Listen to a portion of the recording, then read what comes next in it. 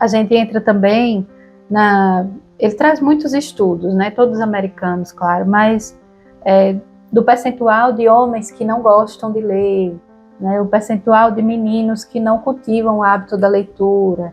E aí, mais especificamente dos meninos, tem também porque a gente, de uma maneira geral, né, acaba querendo impor determinadas leituras e esquece de entender as preferências de cada um. Os meninos gostam de ler, sei lá, vai ler sobre basquete, vai ler sobre futebol. Isso inclusive eu aprendi no livro, né? Porque eu tenho minha restrição com alguns livros, né?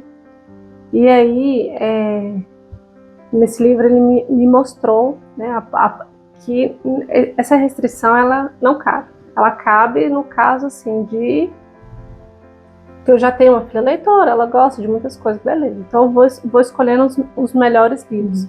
Mas se eu não tenho um filho leitor que gosta, um filho leitor, eu não tenho uma filha leitora, tá, gente? Eu leio para ela, assim, né?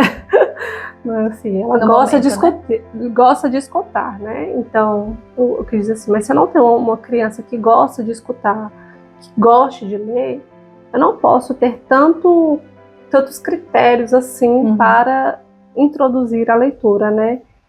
Qualquer leitura, assim, desde que não deseduque, né? Desde que não tire, né? É algo para iniciar, né? Eu falo muito dos diários né?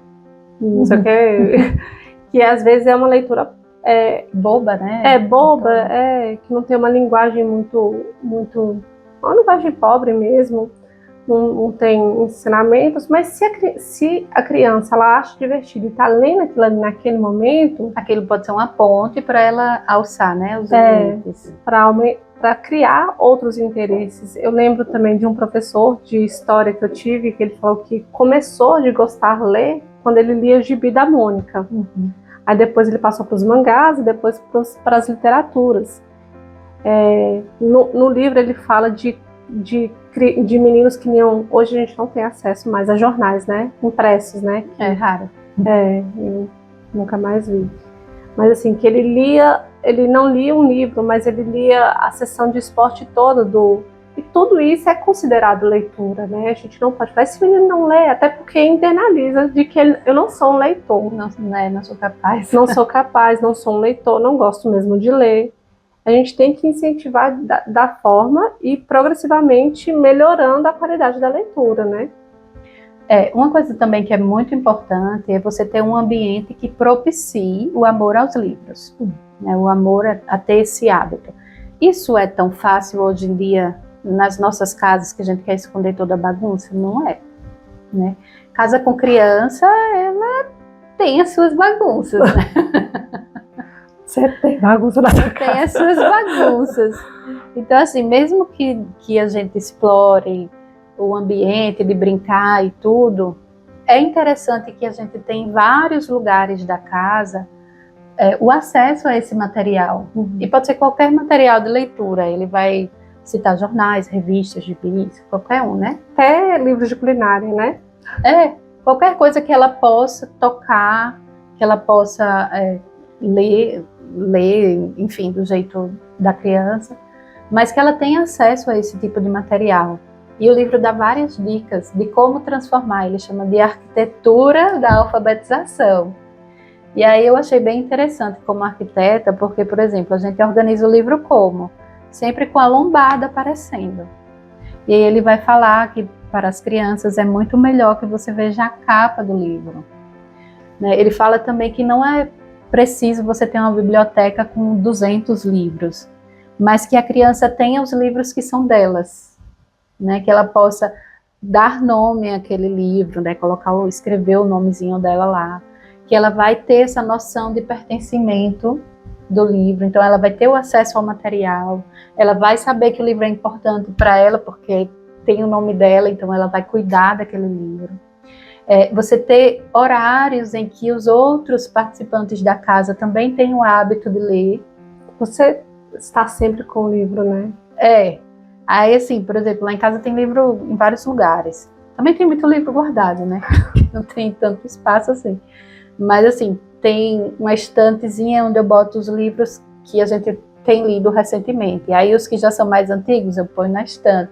Mas depois que eu li esse manual, eu já vi que eu tenho que deixar mais exposto. Eu tenho umas prateleirinhas, que aí os livros ficam, né, com a capinha para aparecendo, mas são pequenas, então não cabem muitos exemplares. E aí é importante, se você não tem muito espaço, fica sempre mudando, muda de lugar. É o rodízio que você fala, né?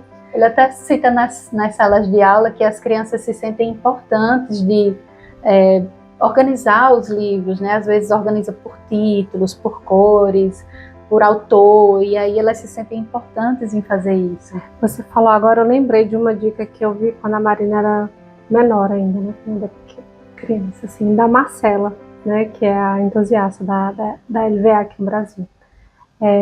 Que você compra os livros, mas você faz um rodízio dos livros, assim, né? Você deixa exposto. E talvez, assim, no caso das nossas filhas, que já tem 5, 6 anos, né? A partir da idade que ele já tiver, ele ajudar a escolher quais os livros que vão ficar mais expostos, porque, como você disse, a gente não tem espaço para deixar tudo, né? Mas, assim, quais livros que vão ficar aqui em cima esse mês, porque eu não sei o quê. E eu tive já a experiência de fazer esse rodízio, e parece que realmente, na hora que você coloca esse livro novamente à mostra, é um livro novo, que você tem que ler 300 vezes de novo, uma seguida da outra, assim. É bem... O acesso e esse rodízio, assim, ele é bem interessante, assim, para criança. Desperta, né? Ele desperta a curiosidade. E a gente leu 20 vezes, mas vai ler mais 20, né? Só mudando de lugar ali.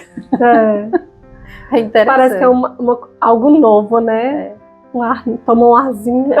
Quando eu peguei de novo a Teia de Charlotte, que, como eu disse no outro vídeo, eu já tinha lido com a Mel o ano passado, e aí eu peguei de novo, vamos ler de novo. Ela ficou super empolgada. Então, assim, ela mais ou menos lembrava da história, mas ela ficou super empolgada porque eu ia ler de novo. Porque a criança, ela gosta da repetição, né? E ela aprende por isso, né? Ela aprende pela repetição.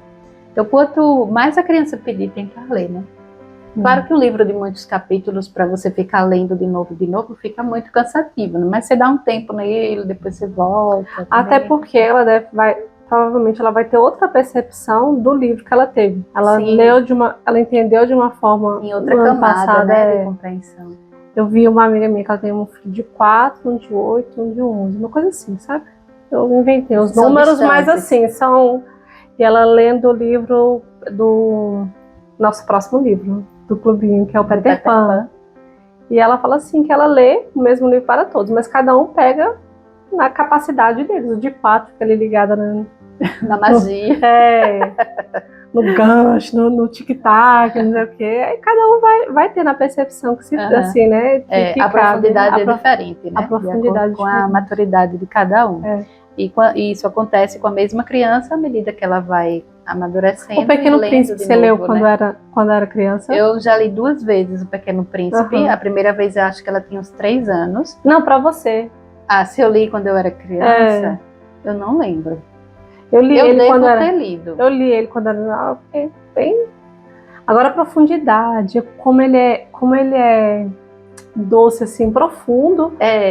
Foi quando eu li mais tarde, quando alguém falou assim, nossa, esse livro é lindo. Eu já li esse livro, não achei isso tudo, não. Aí quando eu fui ler, meu Deus, que joia. E eu lembro que quando eu estava grávida dela, aí eu li o livro, né? E eu chorava, né? Eu chorava copiosamente, porque tem a questão emocional, né? Dos hormônios e tal. E aí depois, quando ela tinha uns 3 anos, eu li, aí assim, ela não compreendeu muito bem, né? Então ela ficava perguntando porque se ele tinha morrido, ficava naquela coisa assim, eu tentava responder, né, de alguma forma. E lemos no final do ano passado. Aí já foram outros níveis de perguntas. Então a gente reler é bom também, né? Então isso vale assim, você não precisa comprar livro todo mês, né? Como a louca. Mas é importante você ter. Davi, ela falou, não precisa comprar tudo. Mas é importante você ter alguns livros que tragam, né, contribuição para a formação moral, para trazer temas mais delicados que são difíceis de tratar sem ter uma abordagem assim mais poética, né? Por exemplo, vou tratar da morte. Como é que eu vou tratar da morte com uma criança? né? É meio difícil, mas quando você está numa trama e você está dentro dela e a morte chega, fica muito mais fácil de você abordar isso com ela, né? De mostrar que é o ciclo da vida e tal. Então, assim, é muito bom você ler. E a Camila falou da LVA, gente. A LVA é leitura em voz alta. Ai, foi. É leitura em voz alta, porque quando ela me apresentou esse livro, aliás, antes, né? Porque a gente pode fazer sobre a LVA. E eu, hã? É porque, assim, era uma prática, mas eu não tenho o conhecimento do que seja, né? Li o livro pra gente trazer algum É a preguiça de falar, né? As contrações, né? Ai, ai. Mas é isso, assim, a gente tem uma quantidade de benefícios muito amplos. As crianças vão levar essas sementes, né, do aconchego, das aventuras vividas para a vida inteira. Quanto mais a gente puder se prolongar nesse hábito, mais fortalecidas e um repertório mais rico ela vai ter, maior vai ser sua capacidade de ouvir, de entender os problemas, de aplicar esse conhecimento nas suas atividades cotidianas. Então, assim, são muitos benefícios para tão pouco investimento, que é tempo de qualidade e alguns poucos livros para se ler. E assim, você pode fazer o rodízio, né? Com os amigos, de trocar livros que já foram lidos. Excelente ideia. Pode ir em bibliotecas, a gente não tem uma grande quantidade de... Aliás, eu não conheço muito, mas assim, tem na escola, né? De repente, na escola lá, desde que ela entrou na escola, toda semana ela vem com um livrinho para ler. Mas são livros da faixa etária. Então, assim, não são livros que eu gostava de ler. Então, eu lia para ela, mas a gente tinha que ler todo dia. Ficava uma semana. Fica uma semana com o livro. E no começo, todos os dias eu tinha que ler o mesmo livro. Porque ela aprendia pela repetição, né? São histórias pequenas, simples, fáceis de ler. E a gente tinha que ajustar o ritmo para ficar uma coisa mais pomposa, né? Mas todo dia tinha que ler até que ela devolvesse e trouxesse um novo exemplar para casa. E agora, ela traz, a gente lê. Se ela gostar muito, ela pede para ler novamente. Mas como ela já está nesse universo dos livros de capítulo, ela já não pede tanto para repetir. Porque ela já está em outra compreensão. E isso, inclusive, é um erro que o o Jim coloca, é colocar o livro no nível da criança, né? Você não pode ser nem muito acima da capacidade, como a gente já falou, né? Da regra dos 5 dedinhos, né? A gente já falou? Acho que não. Não? Ele cita uma dica bem prática, né? Ele abre um livro quando está escolhendo, né? Pede para a criança dar uma olhada. Claro que é uma criança que já saiba decodificar, ou a gente vai ler. Se ela levantar os 5 dedinhos na mesma página, cada dedinho para uma palavra que ela desconhece, ainda está acima da compreensão. Muito acima da compreensão.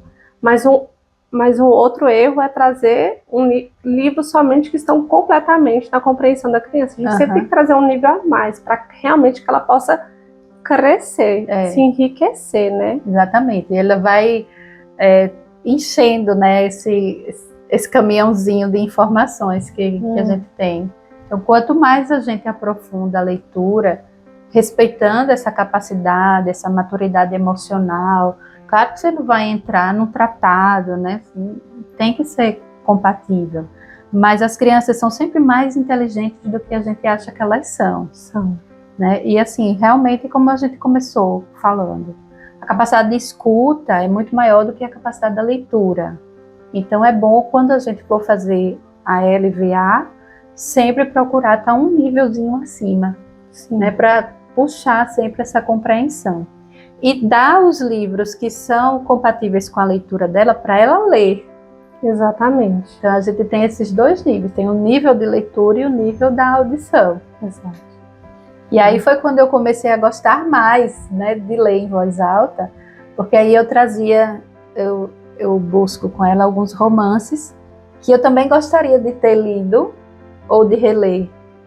E aí a gente, né, faz essa troca, nunca é uma via de mão única, né? Não tem essa troca, ela se diverte, eu me divirto, a gente aprende juntas, as duas ganham repertório e passam esse momento juntas. Um momento, é bom demais, né? A leitura em voz alta, ela liberta, né?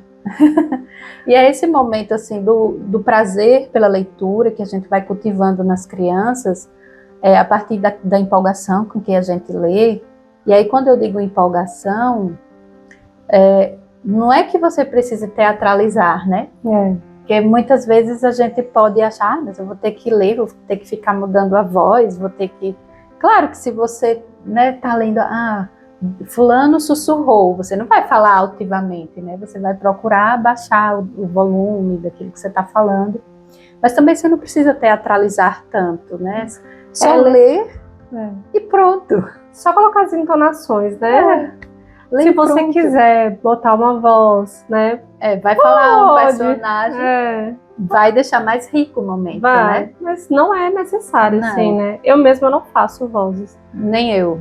Eu falo mais baixo, mais alto, dependendo da empolgação do texto.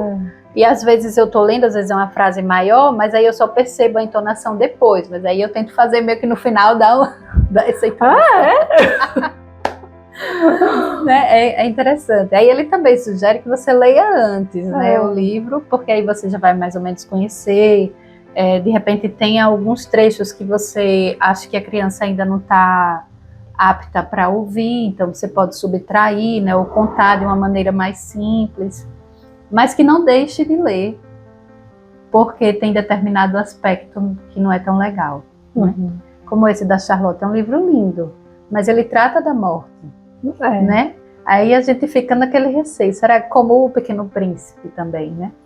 Ele trata isso. Então a gente deixa de ler às vezes porque trata de temas assim, mas é simples para a criança, natural, né? Tudo que a gente traz com naturalidade, ela vai tratar com naturalidade também, assim. Às vezes vai entender de uma forma, mas assim, natural será, né? E quanto antes a gente apresenta, né? E aí, assim, existem categorias de livros para as diferentes faixas etárias, né? Ele cita alguns, ele traz no último capítulo desse livro que foi revisado e adaptado para o português, então não é o capítulo do original, né? Porque do original tem muitos títulos que aqui a gente não Eu acho que foi essa colaboração que a Marcela fez, não foi? Que deu, né? E aí ela traz livros que têm publicação nacional, né? Ela sugere lá. E o que a gente deve procurar para os diferentes públicos que a gente tem, né? Porque a gente tem que considerar isso, né? A exigência do público. Então, navegantes, a gente se entusiasmou demais aqui, esse vídeo está enorme, mas a leitura para as crianças, a leitura em voz alta, ela não tem hora para começar, né? Quanto antes você puder, melhor. Ela não deveria terminar nem tão cedo, muito menos quando a criança já aprendeu a ler, né? Porque a capacidade de apreensão da leitura é diferente, como a gente já falou.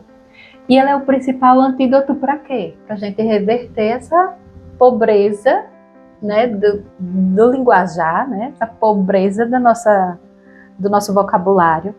Do vocabulário, do imaginário. Da criatividade, é o principal antídoto.